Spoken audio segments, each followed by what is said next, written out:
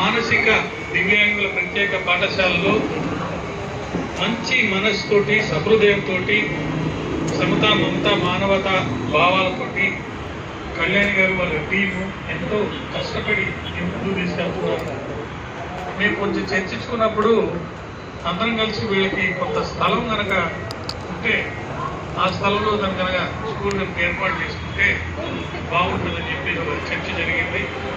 కానీ ఈ రోజుల్లో అంత సులువుగా ప్రభుత్వాలు స్థలాలు ఇచ్చే పరిస్థితి లేదు. అందువల్ల కొంచెం బయటికి వెళ్ళి టౌన్లో పెట్టాలంటే మళ్ళీ ఇక్కడి నుంచి దూరం అయిపోతుంది.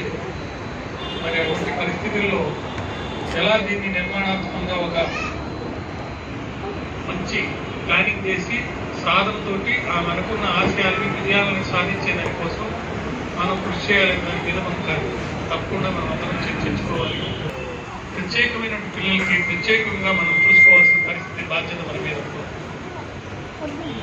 ఒక ఏజ్డ్ పర్సన్కి ఆరోగ్యం సరిలేకపోతే ఎక్కువ మంది అందులో మానసికంగా బాధగా ఉంటే, నాకు మిత్రుడు చాలా ఫేమస్ ఈరోజు రెడ్డి గారిని నాతో బాగా క్లోజ్గా ఉంటాడు.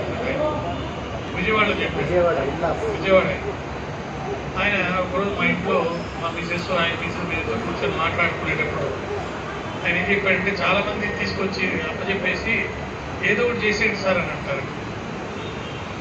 ఏజ్ అయిపోయి చాలు కట్టుబాట్ల ప్రకారం తల్లిని మరి భగవంతుని సమానంగా అందరూ అనుకున్నా కానీ తల్లిని ఇంకా ఎక్కువగా గాడెస్గా మనం కొలుస్తాం.